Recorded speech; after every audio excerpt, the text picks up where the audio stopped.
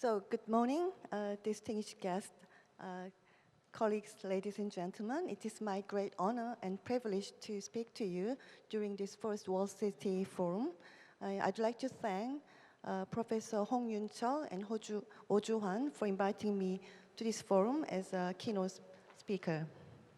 So in my talk, I'm going to talk about how we can address post-pandemic mega risk on global health, focusing on the role of Korea Disease Control and Prevention Agency.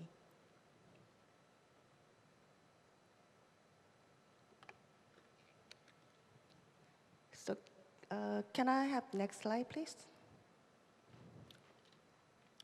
So let me start with the global risk landscape.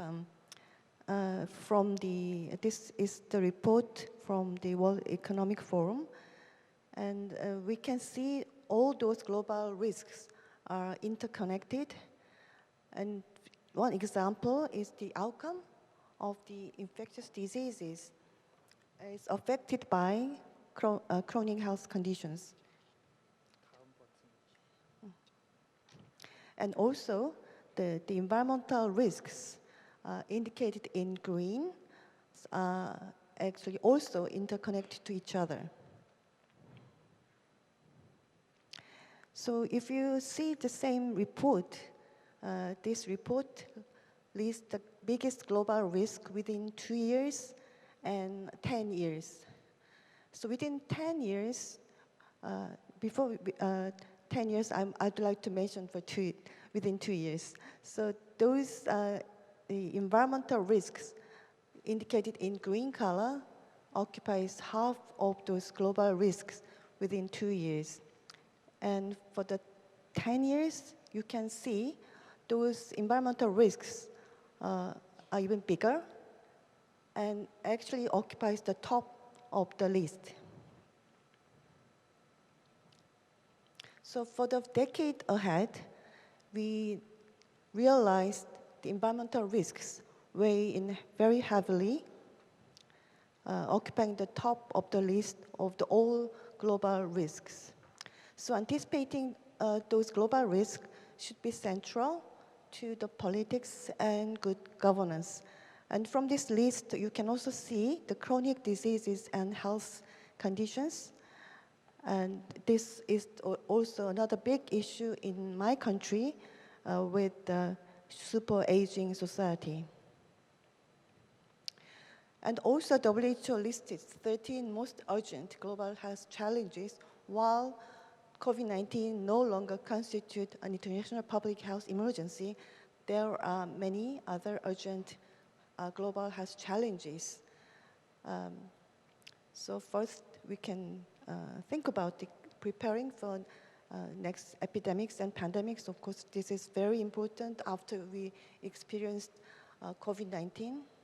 And also, they listed elevating health in climate debate. This is very important also. And if you see all other global health challenges, you can realize the health equity issue, how to address health equity issue, and investment should be central to overcome those global health challenges. And also, Royal Society of Tropical Medicine and Hygiene announced major risk in international public health. So what will be the biggest challenges to global health over the next 25 years? They also listed climate change and crisis as a top priority, followed by drug resistance. This is, of course, very important. Antimicrobial resistance has been always a big issue and was called as silent pandemic. And emerging epidemics and pandemics, and urbanization, aging population, and globalization. It's followed by climate crisis. So among those biggest global health challenges, I will focus a few issues: pandemics, climate and environmental changes, and aging society with increased chronic diseases and urbanization. So pandemics can come actually much earlier than we expect with new zoonotic diseases, and respiratory viruses can be the candidate for next pandemic. We expect it could be avian influenza or another coronaviruses. And as I mentioned, antimicrobial resistance has been always issue, and this has been always also issue during the COVID-19 pandemic for last 3 years. And pandemic also had great impact, big impact on NCD control during the pandemic. And as I showed already for the previous slide, climate and environmental changes are on top of the list. And aging society and increased chronic diseases is a big issue in my country with a super age society. So we will have the population over 65 years 20.6%. So currently it's 17.5%. By 2025, the population over 65 years old will be 20.6%, which means our society will be super aged society. And another big issue is how we can address sustainable urbanization. So in terms of aging and chronic diseases globally, 10 diseases cause more than half of all deaths. And among those 10 diseases, if you see this pie graph, the Alzheimer's disease and other dementias will be increased twice as much if we compare with 2019. By 2045, it will be 6%. So this is actually a strongest increase among all 10 diseases causing the death.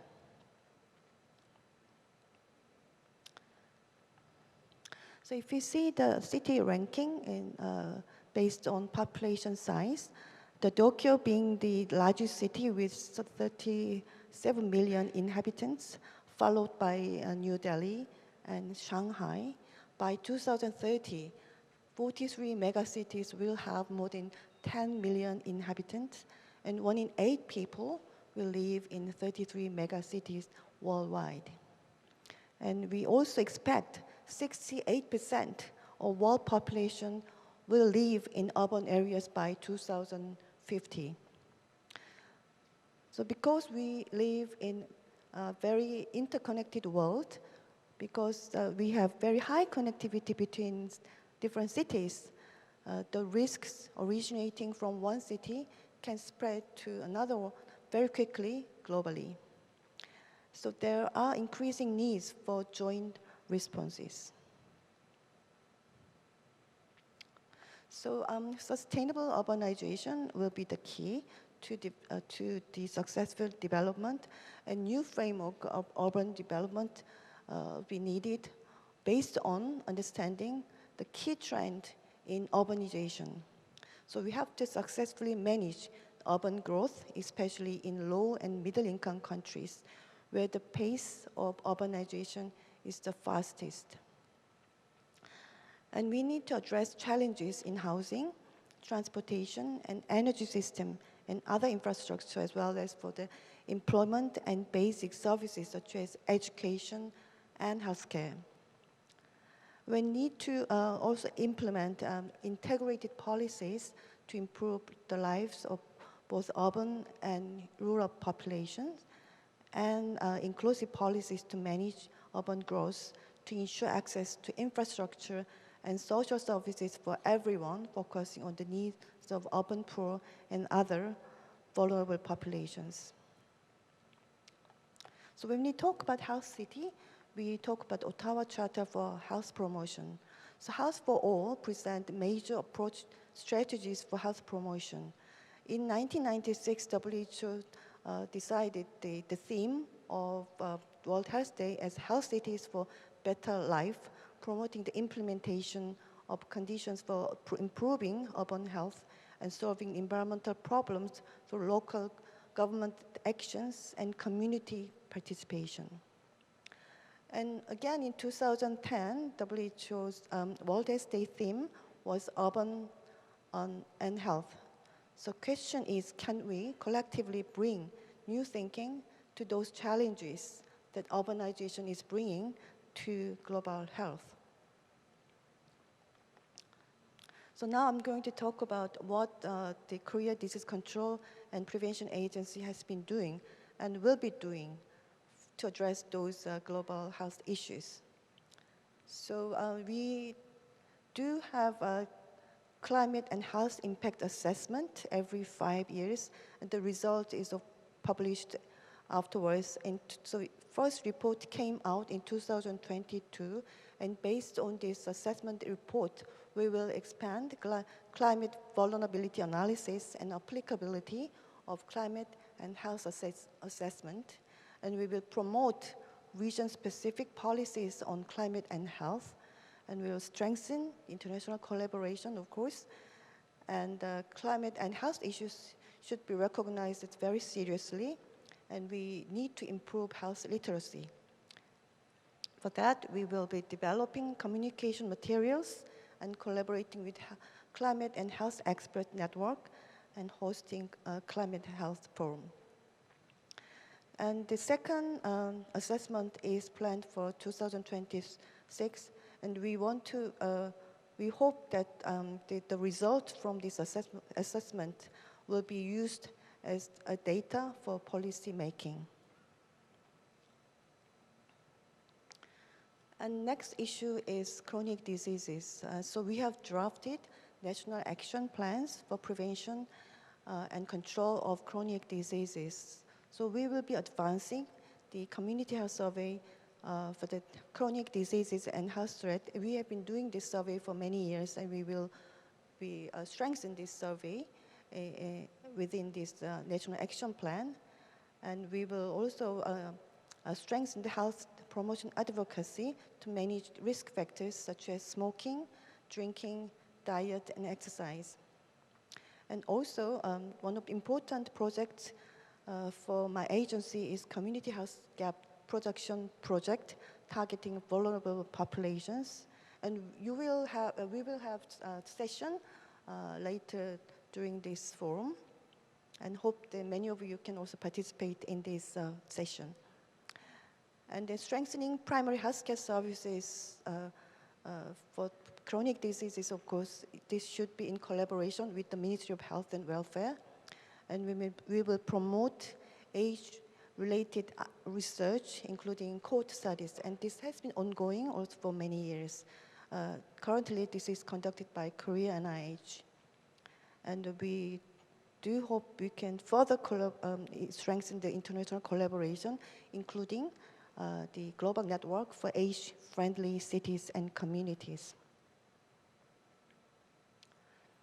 For pandemic preparedness and response, securing infrastructure is very important.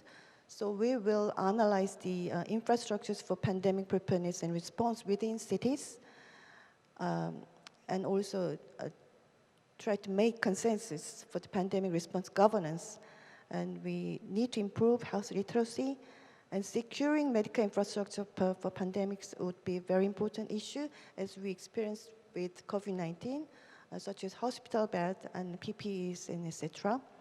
And we also need the trained response teams and human resources.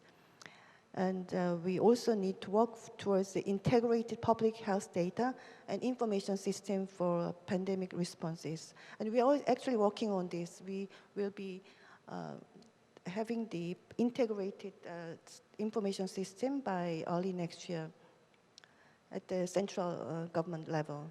And we do hope that there will be efficient intercity operation for emergency responses. So those are included in our pandemic preparedness and response plan.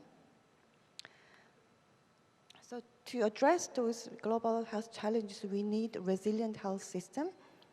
And what is resilience? The resilience is the ability of systems to prepare for, observe, and recover from, and adapt to major shocks. And OECD health policy studies made 6 recommendations to improve health system resistance and to reduce the impact of future shocks. So those 6 recommendations are to promote key policies for population health, especially for the vulnerable population, and health workforce retention, and data collection and use, preferably on a real-time basis, and international cooperation, and supply chain resilience, and the trust in leadership and governance. So I'm sure many countries are actually implementing those key policies and obviously need the commitment and a lot of investment.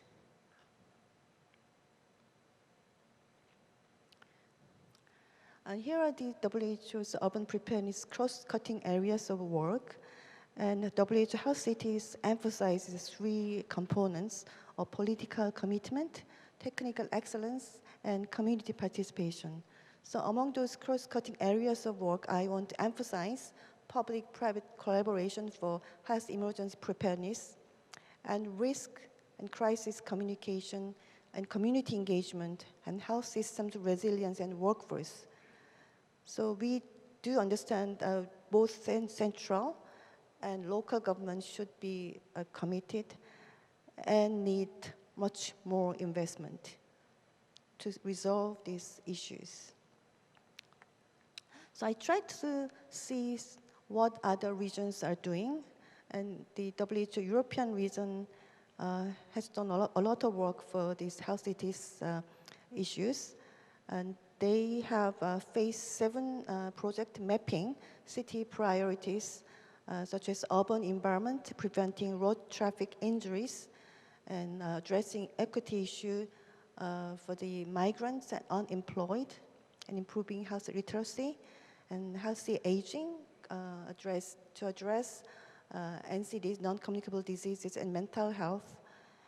And for child and adolescent health, obesity issue, mental health, and physical activity promotion. So we do need to consider health in all policies, but more importantly, health equity in all policies. So the next slide shows the example of United Kingdom, and they established Commission on Creating Healthy Cities in December 2020, and they have produced evidence on active travel from the Health City Toolkit. They also produced a very useful economic analysis. So if each Londoner walk 20 minutes every day, it would save 1.6 billion in NHS treatment cost, and 1 in 6 early death, and 10% of strokes and heart diseases, and also 20 to 30% of depression cases. And also they estimate 57 billion pounds could be the estimated cost for the obesity-related conditions. So hope that this kind of analysis also can be done in my country. So we do have the Korea Healthy Cities Partnership. There are 103 members. I'm sure many of those members are participating in this forum. So hope that we can collaborate with those members to really promote some the community level project for health promotion. So to address those global health risks, especially on pandemics and climate environmental changes, Korea Disease Control and Prevention Agency has taken the One Health approach with multi-ministerial collaboration. And we have announced the National Pandemic Prevention and Preparedness Response Plan in May this year. We have also endorsed the Pandemic Prevention and Preparedness Response Plan during the high-level meeting in September, the UN General Assembly. And we do need whole of society approach, and public and private partnership is one important pillar of our national pandemic preparedness plan. And we need to have clear governance framework defining the roles of ministries and central and local government. We need to strengthen our global and international collaboration. We are working closely with WHO and World Organization for Animal Health and FAO, and we will expand our collaboration with some other organizations. And we do hope we can link to Healthy Cities Network as well. So here is the National Pandemic Prevention and Preparedness and Response Plan with a vision to a safe society through agile, collaborative, and resilient health system for pandemic response, pandemic emergency response with 3 goals: securing essential medical countermeasures, including vaccine and therapeutics, within 100 or 200 days. This will be depending on the level of preparedness. And second, strengthen and maintain high-level response capacity for sustainable pandemic management. So we want to be ready for the response even when we have 1 million cases per day. So this is one of our goals. And third is prioritize the health and safety of vulnerable populations to minimize health inequities, as I emphasized a few times in my previous slide. And also to address aging society issue and increased chronic diseases, this should be in collaboration with the Ministry of Health and Welfare. We are conducting various non-communicable disease control and reduction projects, and that those projects should be based on private and public partnership with whole of society approach, and we do need clear roles of central and local government. Here I want to mention the health disparity and gap reduction project operated by my agency, and since 2017, 42 regions has been involved, and some completed and some still in progress. And we do hope this project can be linked to Healthy City Network. So in September this year, commemorating the 3 years since KDCA was established, we selected new slogan as ensuring healthy lives with KDCA, your most trusted partner. To really materialize this goal, we need to consider health in all policies, but more importantly, as I mentioned earlier, health equity in all policies for protecting vulnerable population. And one of the lessons learned from COVID-19 was building resilient health system to address those global health issues. And we all have to work together as we have shared global responsibility. And Korea Disease Control and Prevention Agency will be happy to partnering with the Healthy City Network and WHO and all other related organizations to take those global responsibility. Thank you very much. Thank you very much for your insightful speech, Commissioner JEE, which was very timely in a situation where proactive preparation for the next pandemic is crucial following COVID-19. So let's give her another warm round of applause.